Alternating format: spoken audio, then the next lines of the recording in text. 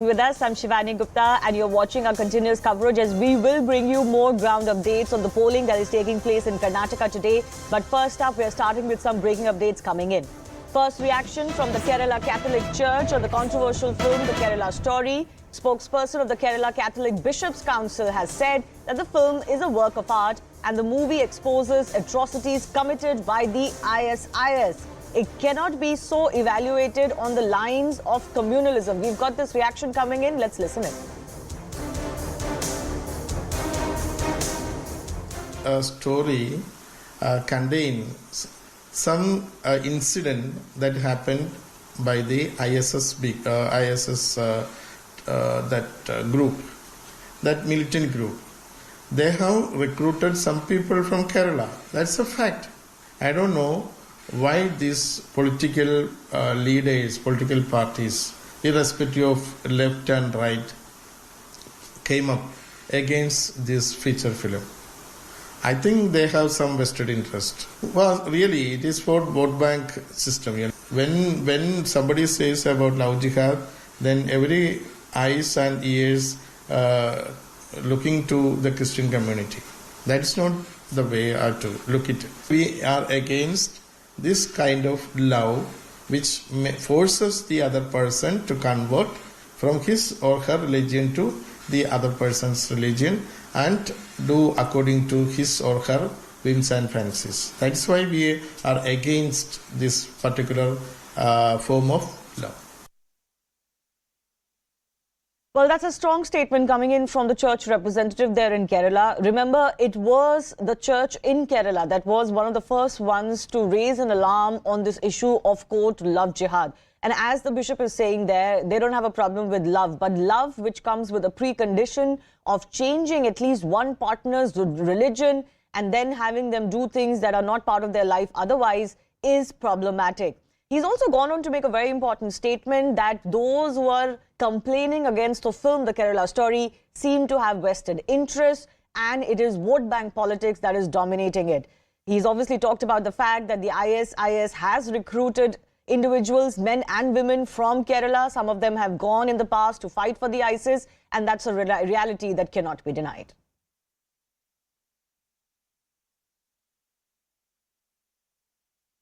Let me also go across to my colleague Pradeep Pillai, News18 Kerala editor, joining us. Pradeep, very strong statement coming in from the church representative there, and they're also calling out those who are opposing the film The Kerala Story purely because of vote bank politics.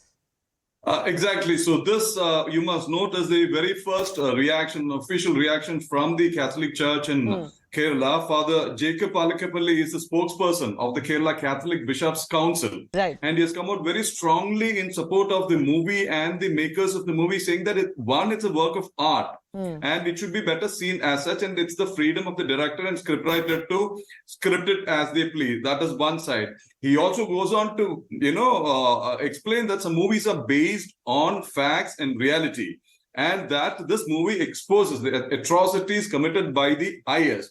And it cannot be just called in the lines of communalism. What he points out is that why is the huge hue and cry from various political parties, including the ruling left front and the Congress-led United Democratic Front.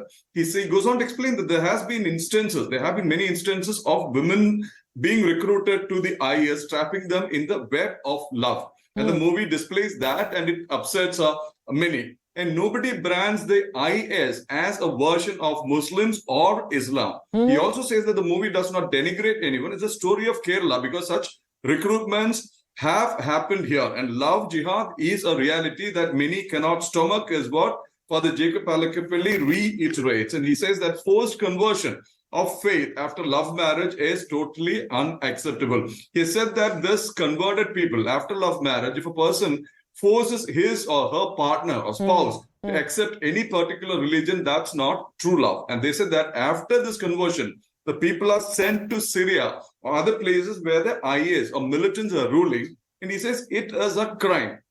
He said the makers of the movie, the scriptwriters, have listened to the stories. The victims have come before the media. The families of victims have come before the media. The scriptwriter has taken this as the base for creating the movie, maybe adding a bit of fiction. Yeah, And we say absolutely. that why Absolutely. But are we I'm left just going to in- come back to you, Pradeep, for how the ruling government in Kerala is going to look at this statement. Because this is, as you said, the first official reaction from the clergy, the church clergy, the Christian clergy in Kerala. But I also want to go across to Tom Varakan of the BJP joining us. Tom Varakan, you've got the Catholics Bishops' Council representative saying that those who are opposing this movie, the Kerala story, seem to have some vested interests.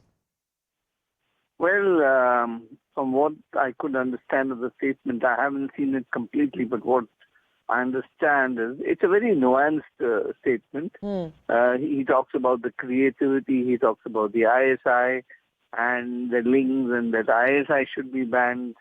It's very carefully crafted statement, and I think it is a reflection of the truth that prevails in that film. So I think it is a film that has been cleared by the censor board. I have been myself a member of the censor board and the appellate board too. So I think it has a right to be shown everywhere, and it's not to be treated the way it is being treated. The politicization of a film is indeed in bad, I see it in a bad light. Films should be seen, discussed, and the debate should follow. And it's very informative, and I think young people across the country should see it and understand the phenomenon that has taken root in this country. Yes, and the phenomenon that you're talking about, Tom Varakan, or what this movie also hints at is, quote, love jihad. Now, whether we agree with the term love jihad or not, the reality is that a lot of people have been lured for love or otherwise by friends and others, as this movie also portrays. And these are real incidents that many people, especially girls, have gone through in Kerala. But there's a huge section that doesn't want to accept that there's anything of this kind that happens, whether it's in Kerala or anywhere else in the country. Well, interestingly, the Congress party has opposed the film, and their own chief minister, Chandi, in the House has said there were 25,000 cases of conversion into this kind of marriages. That is a matter of fact which has happened in the House in Kerala. And so has the chief minister, the left chief minister, also stated this in the House. So I don't know what the current dispensation is so worried about, whether it's about appeasement. You see, you don't get votes by banning a film. On the contrary, the film, it is an advice to the government of the day that the minute you ban, it becomes more popular. Then the question is, when you call it a propaganda film, a lot of other people want to see it. So these things don't work. Let the film stand on its own legs and on its own merit. But you know, I do want to add here, the Kerala government has not actually banned this film, but there are of course reports coming in that there is undue pressure to not screen this movie in some theatres at least. So is the case in Tamil Nadu, but West Bengal is the only state that has officially banned this movie. That is also subject to legal challenge. But you know, another quick comment, Tom Varakan, I think the interesting bit about the bishop's comment also is the fact that for some people, minority in India only means a particular community. Now, the Christians are also a minority in most states. How is it that their concerns fall on deaf ears? Because they were the first ones to raise these concerns about dubious conversions. This is a complaint the Christians have had for quite some time, and the feeling that they are also minority. But what we need to understand is this is not about a minority community or any minority community. This is about radicalized youth. Right. And they are the people who are involved in it. This is not about the Muslim community. This is about a section of radicalized youth who are misusing the kind of the powers that they have, the money power, the muscle power, and doing what they're doing, and being mentored by international terrorist organizations. Tom Varakan, just stay with me.